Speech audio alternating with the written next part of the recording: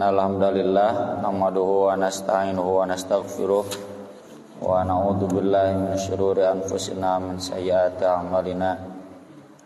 Asyhadu an la ilaha illallah wahdahu la syarikalah wa asyhadu anna Muhammadan abduhu wa rasuluhu alladzi la nabiyya wa la rasula ba'dah. Allahumma shalli wa sallim wa barik ala Muhammad wa ala alihi wa sahbihi wa man tabi'ahum bi ihsan, amma ba'd. Surat Al-Ahzab surat 33 ayat 56.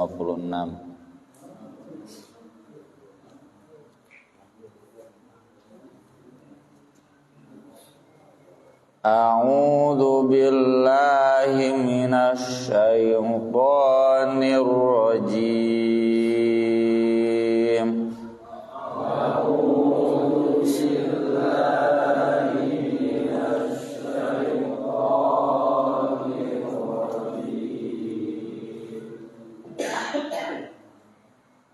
Inna Allaha wa malaikatahu yusholluna 'alan nabi.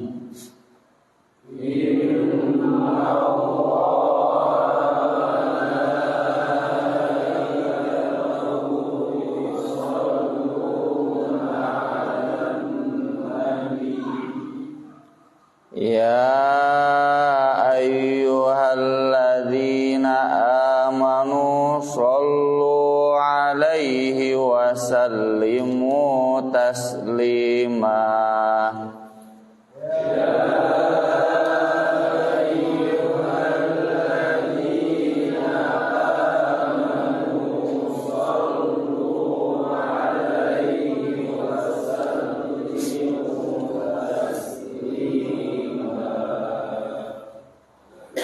Innal ladzina yu'dzuna Allaha wa rasulahu la'anahumullahu fid dunya wal akhirah.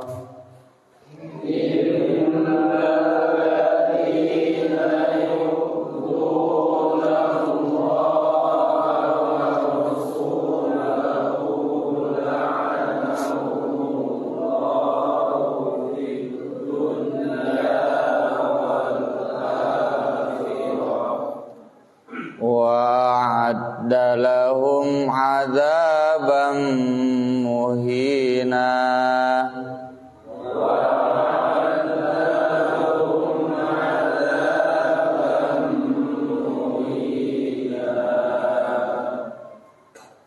Walladzina yu'dzunal mu'minina wal mu'minati bighairi maktasabu.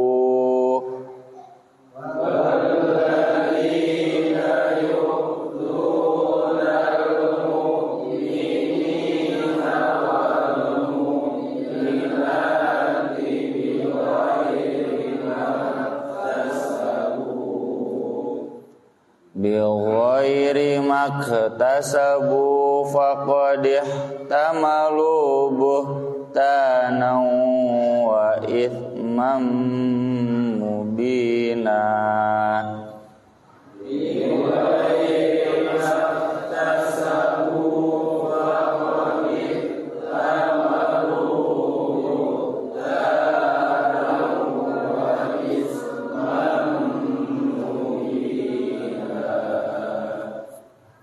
Mangawian di ayat 50 genap.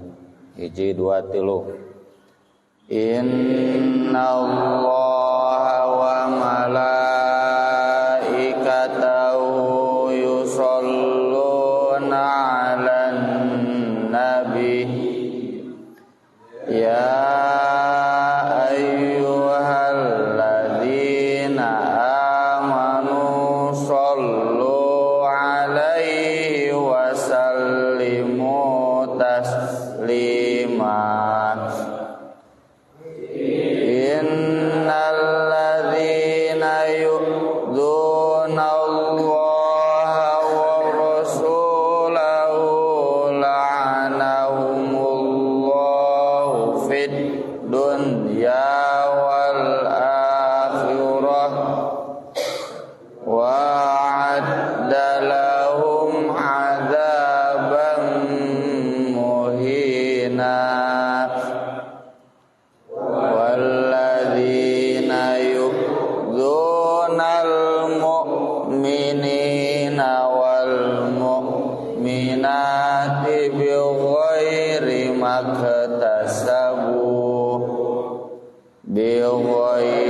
maktasabu faqad ihtamanu buhtanan wa ithman mubina.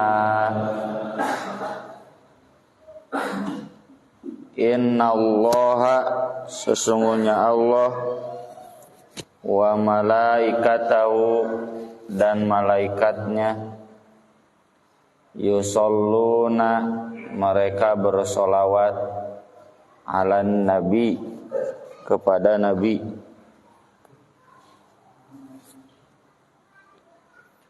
Solawat arti asalnya doa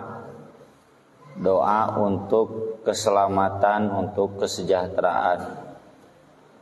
Kalau Allah solawat kepada nabi artinya memberikan keselamatan, memberikan kesejahteraan, memberikan anugerah, termasuk memuji nabi di langit di hadapan para malaikat. Itu sholawat Allah untuk nabi. Malaikat sholawat kepada nabi artinya turut mendoakan nabi. Ayat ini untuk membandingkan kepada kita, Allah dan malaikat saja memuliakan nabi, bersolawat kepada nabi, masa umat Islam umatnya tidak bersolawat kepada nabi? Allah dan malaikat saja memuliakan nabi, masa kemudian umat Islam tidak memuliakan nabi? Maka dari itu kemudian perintahnya, ya ayyuhalladzina amanu, hei orang-orang yang beriman, sallu alaihi, bersolawatlah kalian kepada nabi, wasallimu, dan ucapkanlah salam atau doakanlah keselamatan, taslima, betul-betul keselamatan yang sempurna. Jangan menjadi orang-orang yang sebaliknya. Innalladzina yu'dzunallah, sesungguhnya orang-orang yang menyakiti Allah. Bagaimana menyakiti Allah itu? Kata Allah dalam hadis qudsi, yu'dzini bunu Adam, anak Adam menyakiti aku, menghina aku. Padahal Allah yang menciptakan mereka, Allah yang memberi rezeki mereka. Dan anak Adam menyakiti aku itu dengan mengatakan bahwa Allah punya anak. Itu haram, ya, menyakiti Allah. Tapi jangan dianggap Allah kemudian baperan. Allah suci dari sifat-sifat yang rendah. Cuma maksudnya kita tidak pantas untuk berlaku yang merendahkan, menghina Allah. Semua perbuatan syirik itu termasuk menyakiti Allah, merendahkan Allah. Yang kedua, al-musawwirin, tukang gambar, tukang pahat. Yang dimaksud tukang gambar, tukang pahat makhluk hidup. Makhluk hidup dalam Quran dan Sunnah itu cuma dua, manusia dan hewan. Mendina biologi mah jeung tumbuh-tumbuhan. Tumbuh-tumbuhan bukan makhluk hidup karena tidak ada ruh. makhluk hidup itu yang ada ruh, yaitu hewan dan manusia. Kalau menggambar tumbuh-tumbuhan, gunung, sawah boleh. Tapi kalau menggambar manusia, hewan, memahatnya, meskipun dengan desain-desain model zaman kini, para ulama sepakat haram karena dalil-dalilnya banyak. Dan itu sama dengan menghina Allah karena musyrik. Ya, musyrik. Maka kata Allah, nanti orang yang menggambar, orang yang memahat itu akan disuruh untuk menghidupkan, karena dia merasa bisa menandingi Allah. Seniman itu kan punya kebanggaan tersendiri. Yang kebanggaan itu merendahkan Allah. Yang ketiga, menghina Allah itu dengan menghina waktu. Merasa sial dengan hari Senin, ya. Merasa rugi karena musim hujan atau musim kemarau. Menghina waktu. Kata Allah dalam hadis yang terkenal, yu'dhini ibnu Adam yasubbud dahra wa ana dahru. Anak Adam menyakitiku, dia menghina waktu padahal aku adalah waktu. Ya, jangan pernah kita menghina waktu, karena itu sama dengan menghina Allah.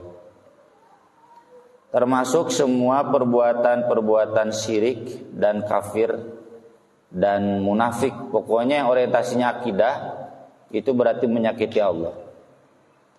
Menyakiti Rasul yaitu menghinanya, merendahkannya, termasuk menghina keluarganya, menghina istri-istrinya, sebagaimana dilakukan oleh Syiah, ya, secara turun-temurun, tetara robat.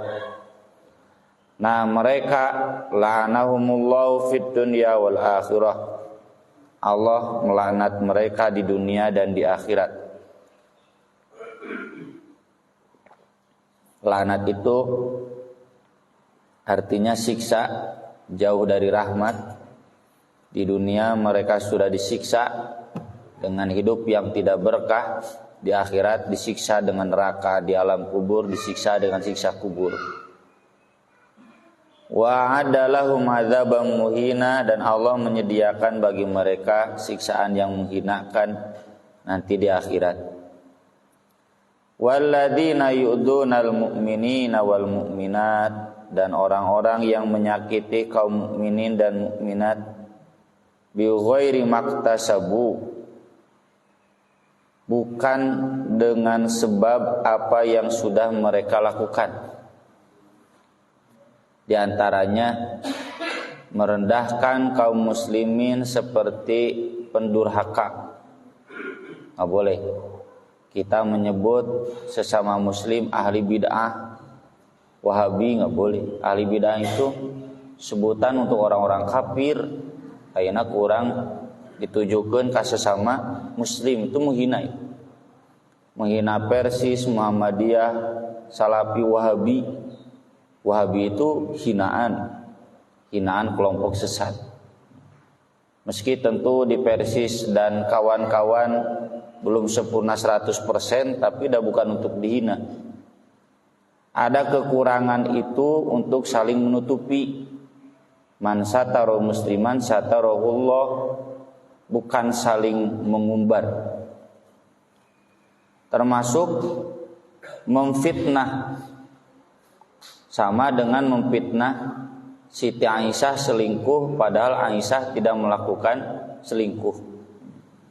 Memfitnah kaum muslimin melakukan yang jelek padahal mereka tidak melakukan yang jelek. Dan termasuk menggibah. Menggibah itu menyakiti kaum mukminin. Bahkan kebanyakan gibah itu sebagiannya ada yang dusta. Ini termasuk yu'dunal mu'minin wal mu'minat bi ghairi maktasabu. Bi ghairi maktasabu itu bisa dipahami tidak sepantasnya mereka dihina dengan hinaan itu karena mereka masih mukmin. nya contoh kan ngagibah Pak Haji eta pelit nya sapelit-pelitna Pak Haji da moal jiga setan jiga iblis ya, lalu kita posisikan dia sebagai pendosa besar. Ini bighairi maktasabu. Tetap kan ada sisi imannya, ada sisi Islamnya yang kita harus hargai, yang harus kita apresiasi. Faqad ihtamalu buhtana wa itsman mubina, maka sungguh mereka telah menanggung dusta dan dosa yang nyata. Muaranya ini kembali sejauh mana menghormati Nabi Shallallahu Alaihi Wasallam, menghormati Nabi nanti menghormati ajarannya, menghormati umat Islam. Siga bobotoh jeung bobotoh teu wawuh oge da akur we, karena ada kesamaan yang dicintai yaitu Persib. Maka kita dengan sesama muslim karena ada sama yang dicintai, ada sama yang dihormati yaitu Nabi Muhammad SAW, sudah sepantasnya tidak saling merendahkan, tidak saling menghina. Tadi subuh saya menyinggung tentang bid'ah tayat tilu. Ada bid'ah yang disepakati bolehnya, ada bid'ah yang disepakati tidak bolehnya, ada bid'ah yang diperselisihkan. Bid'ah yang disepakati bolehnya, yang haram di zaman Nabi, tapi kemudian generasi kholaf, generasi sesudah salaf melabraknya karena kepentingan kemaslahatan. Nulis hadis, nulis tafsir. Kenapa selama 2 abad eueuh kitab baru ada zaman At-Tabari, Imam Bukhari kesininya? Karena memang di 2 abad itu nggak boleh menulis itu. Nabi sendiri yang melarang. Jangan ada tulisan apapun kecuali Al-Quran, agar tidak bercampur dengan Al-Quran. Tapi kan dilabrak oleh ulama kholaf dengan pertimbangan kemaslahatan. Kabayang lamun eueuh buku, eueuh kitab nya, kita enggak mungkin bisa mengkaji tafsir malam ini. Nabi melarang kegiatan taklim tiap hari. Sok ayeuna mana nu nyieun sakola diajarna seminggu sakali. Pasti moal payu. Umumkeun sakola najan murah, belajarnya seminggu sekali moal payu. Malah mun hayang mah ti isuk jedur nepikeun ka peuting cedah ya. Tong balik kumaha aya mah teh leuwih bidah anu teu meunang balik. Siga anak maneh namanya padahal anak urang teh nya, tapi balik ka urang teh dihukum. Memang anak saha anak urang. Itu lebih bid'ah lagi. Tapi disepakati bahwa itu sekarang boleh. Zaman Nabi enggak boleh. Belajar taklim tiap hari itu ya, Nabi juga cuma 2 kali, satu buat bapak-bapak hari Kamis, satunya lagi buat ibu-ibu. Sisanya khutbah Jumat, nggak boleh ada lagi yang lain. Termasuk belajar ilmu dari Yunani. Para ulama salaf sepakat haram, tapi kesininya kemudian dibuka. Ayeuna aya keneh menyebut diajar IPA IPS haram, mulai. Nah, karena kita ilmu-ilmu tibarat kan, ilmu teknologi, ilmu sosial, ilmu sains, ilmu budaya. Nah, itu bid'ah-bid'ah yang disepakati bolehnya. Ada bid'ah yang disepakati tidak bolehnya. Apa yang disepakati tidak bolehnya? Bid'ahnya Syiah, Ahmadiyah, Khawarij, Mu'tazilah, aliran-aliran sesat. Nu ngagulung Syiah di Madura orang NU. Ngusir LDI di Sidoarjo ya, pindah ke Bandung orang NU. Sidoarjo Surabaya orang NU. Karena sepakat itu adalah bid'ah. Doa bersama lintas agama dipatwakan oleh MUI bid'ah. Ada banyak bid'ah yang disepakati tidak bolehnya. Tapi ada bid'ah yang diperselisihkan, siga maulid, rajaban, tahlilan, marhabaan, nadrat, naon deui itu Pak? Sholawatan. Nah ini kita punya prinsip yang diperselisihkan itu subhat. Subhat mah tong dideketan, komo diamalkeun. Tapi di sisi lain harus tersisa di kita toleransi. Mereka meski bagaimanapun kaum mukminin, tong nganggap kaum nahdiyin, kaum habaib teh orang kafir jeung nyebut ahli bid'ah. Make dalilna innallaha la yaghfiru ayyushraka bi wa yaghfiru ma duna dzalika liman yasha. Wah, atuh kana neraka kabeh. Capek urang di surga nya. Pan surga teh lega, urang saeutik kan capek ripuh. Jadi di sini harus tersisa ya. Jangan ada perasaan di hati kita hayang puas gitu. Termasuk dalam konteks politik, hati-hati Pak. Kitu-kitu ge orang PDIP teh orang Islam. Tinggal orang Islam. Kitu-kitu ge Megawati teh muslimah. Boleh kita mengkritik al-mujahirin. Al-mujahirin tuh orang-orang terang-terangan berbuat dosa, tapi sebatas di dosanya. Kita kritik bab sekularismenya silakan, tapi sisi-sisi lainnya tong dibabat kabeh. Jokowi gitu-gitu ge salat keneh, malah cenah salatna leuwih soleh tibatan Mahfud MD, nya cek saha cek manehna. Urang mah cenah makan keneh, Pak Jokowi mah ngadenge adat teh salat. Sok bapak-bapak anu kitu teh keur makan langsung salat, teu nya soleh keneh Jokowi berarti.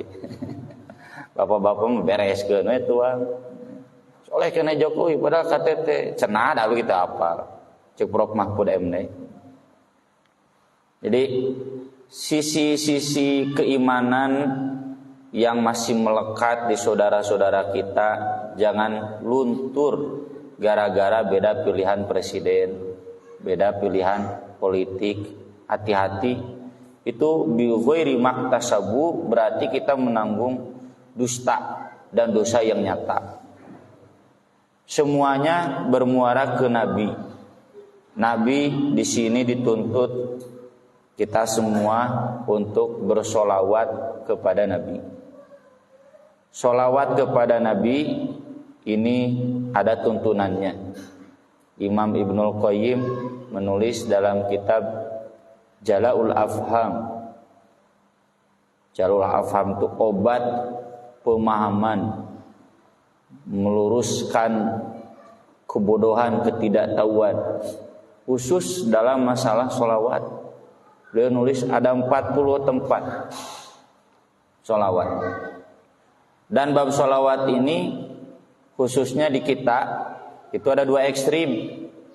Ekstrim kiri kurang teuing solawat taraweh gitu. Ekstrim kanan lobati solawat aya deui nu anyar teh gitu. Kamari keur Covid aya anyar sholawat tibil qulub. Sacenaya sholawat tibil qulub yang ngajapri. Ya kumaha dengikeun laguna ngeunah mun. Anyar deui wae gitu. Sholawat naon wae pa sholawat teh. Sholawat badar, sholawat naria, sholawat nya loba lah. Bapak-bapak teh apalnya. Lain mantan berarti bapak-bapak. Anyar deui gitu sholawat teh. Dan boleh saya sebut, mohon maaf kalau menghina, itu ekstrim kanan. Nah tentu yang paling selamat kita kembali ke sunnah. Kumaha tuntunan sholawat dina sunnah. Kahiji tentu di dalam sholat. Karena ketika turun ayat ini sahabat sudah diajarkan tasyahud. Dan di tasyahud itu ada salam. Assalamu alayka ayyuhan nabi wa rahmatullah wa barakatuh.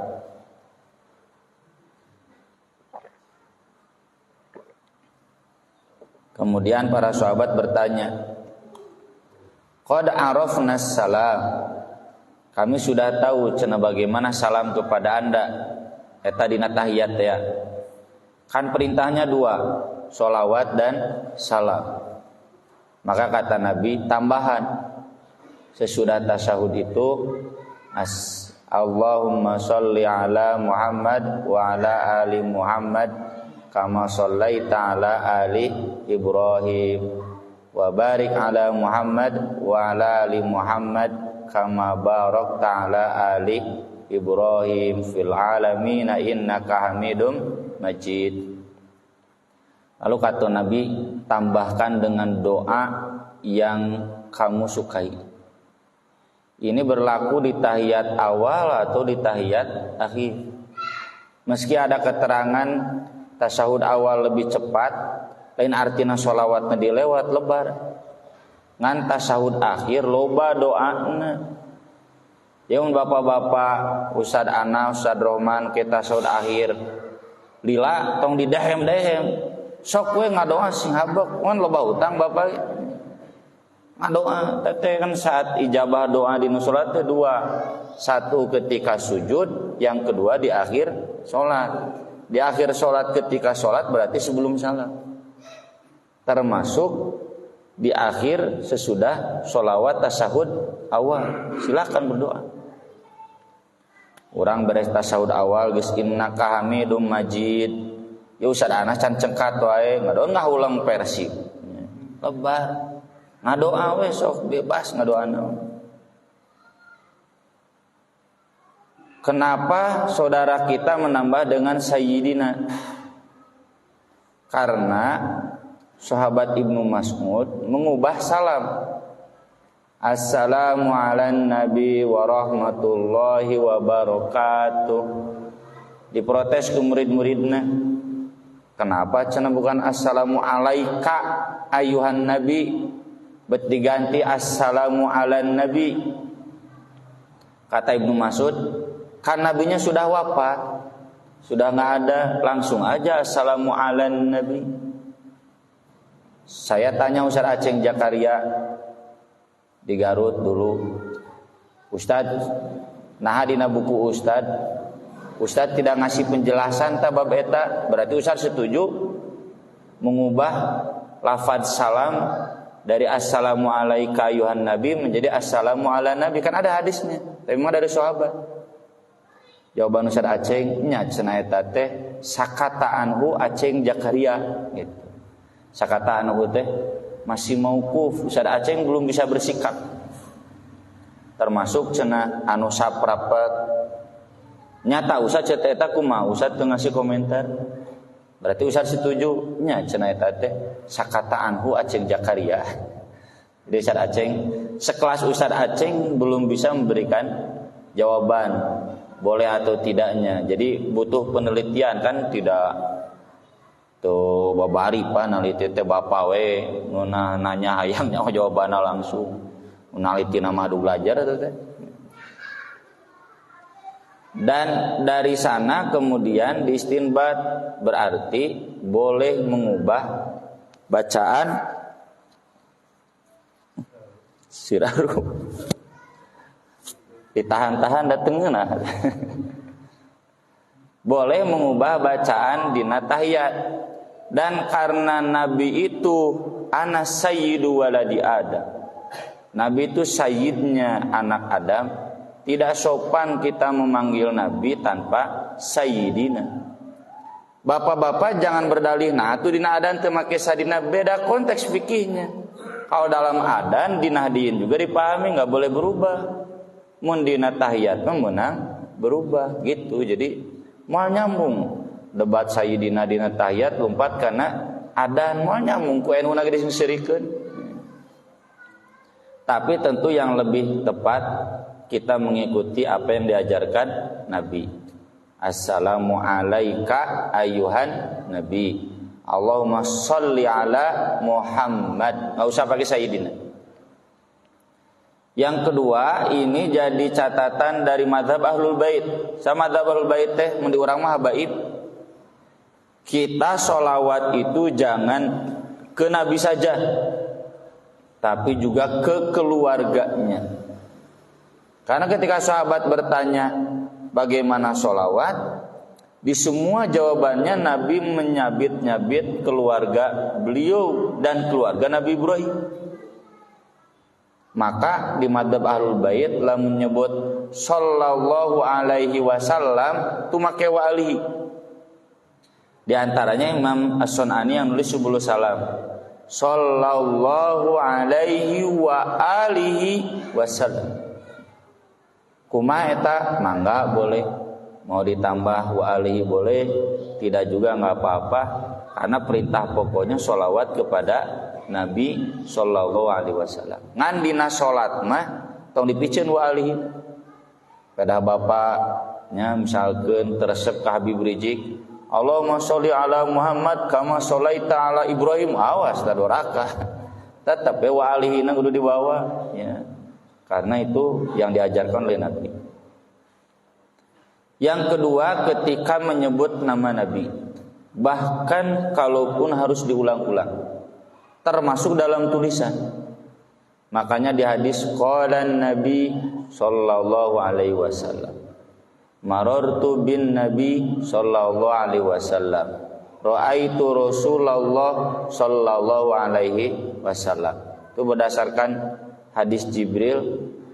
Kata Jibril, rohima anfu rajulin dzukirta indahu falam yusalla alaihi.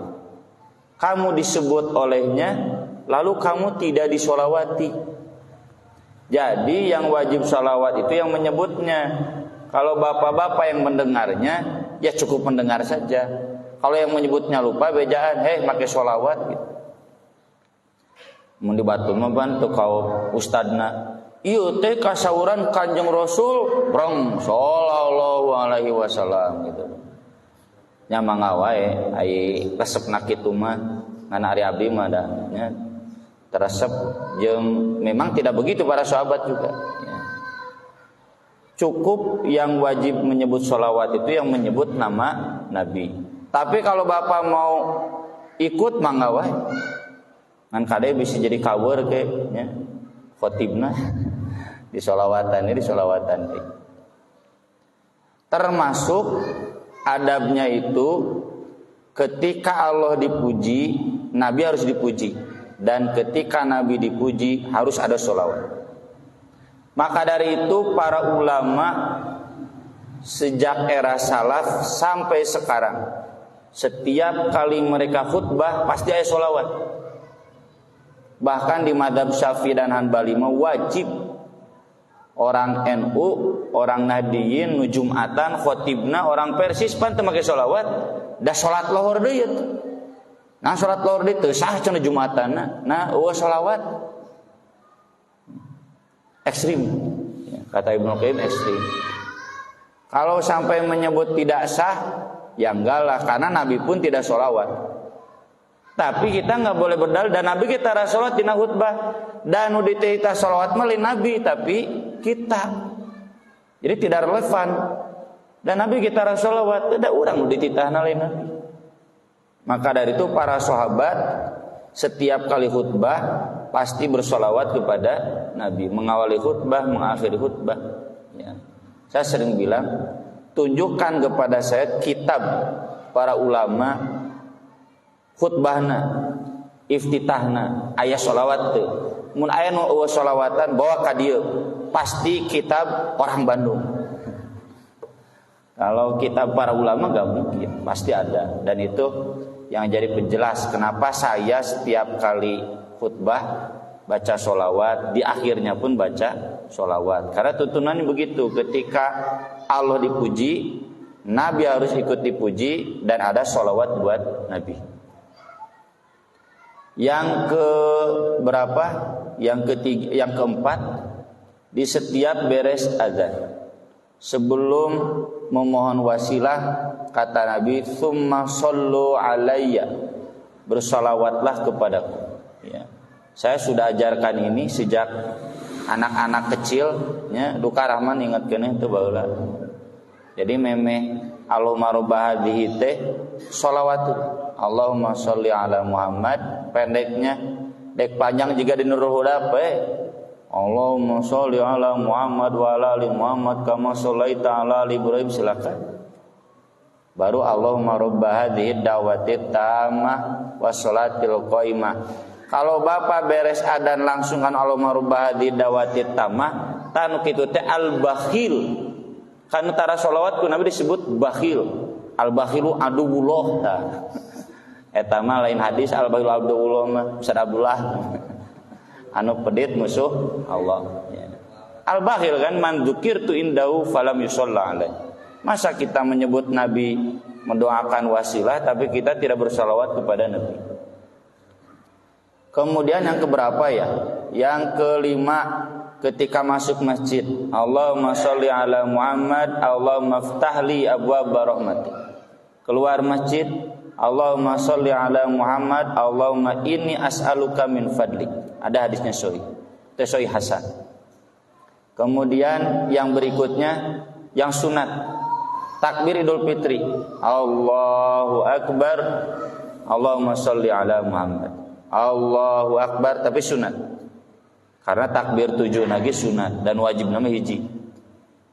Allahu Akbar, Allahumma sholli ala Muhammad.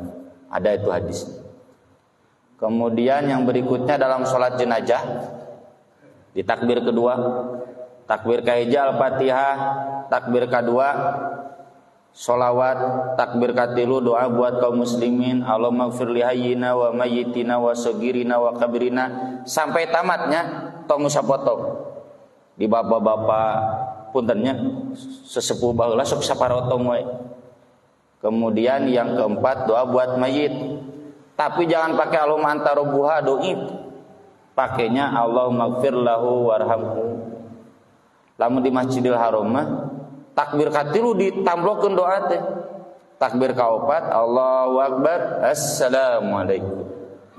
Tapi sepakat mau madzhab Hanbali, Syafi'i, madzhab apapun, takbir kedua sholawat. Kemudian memperbanyak sholawat malam Jumat dan hari Jumat. Bagaimana memperbanyak sholawatnya? Satu, memperbanyak sholat sunat. Yang kedua, memperbanyak baca hadis, baca sirah. Pokoknya mah tong loba ngobrol, sholawatan ngobrol. Bagaimana dengan rekan-rekan kita yang sholawatan dinamik, tak eta masalahna teh tarik teuing. Lamun teh tarik teuing mah da alus. Kemudian yang berikutnya, ini sudah saya bahas ya di buku saya, di buletin juga sudah dibahas. Sampai ada yang nelpon katanya orang Ciparai, Ustaz, aya keneh ieu teh pembahasan sholawat teh. Geus 12 aya keneh nu ka 13na cenah. Atau setelah eta 12 ge teh berat ngamalkeunana. Sudah saya tulis di buku Islam Kapa jilid 3 dalil-dalilna. Nah, yang paling utama dalam setiap doa. Jadi ada hadisnya Nabi, kalau 1/4 doa saya buat sholawat bagaimana? Kata Nabi, silakan, bagus. Kalau setengahnya, kata Nabi, silakan. Kalau semua doa saya mau sholawat, abdi macam mengadoa 15 menit, eusina sholawat. Kata Nabi, silakan. Tapi bukan berarti itu dianjurkan. Karena Nabi sendiri ya mencontohkannya doa we. Kalaupun ada sholawat, ditambahkan sholawat. Termasuk dalam kunut witir, kunut nazilah, itu ada sholawat. Diakhiri dengan sholawat. Semua doa-doa, pantang kita berdoa kepada Allah tanpa bersholawat kepada Nabi Shallallahu Alaihi Wasallam, karena keutamaannya yang sangat besar. Nah, ini tuntunan dalam sunnah, jadi tinggal kita amalkan hadis-hadis sahih. Ngarah urang teh negara tengahnya ai kata ngeritik batur, wah cenah bid'ah sholawatan teh jadi we kesana teh urang teh tara sholawatan keur mah heueuh. Jadi harusnya ketika kita mengkritik yang subhat-subhat, urang lagi tukang sholawatan. Pas insyaallah. Aku lo qouli hada wa astaghfirullah li wa lakum subhanakallahumma bihamdik asyhadu an la ilaha illa anta Astaghfiruka wa atubu ilaik. Wassalatu wassalamu ala Rasulillah. Wassalamualaikum warahmatullahi wabarakatuh.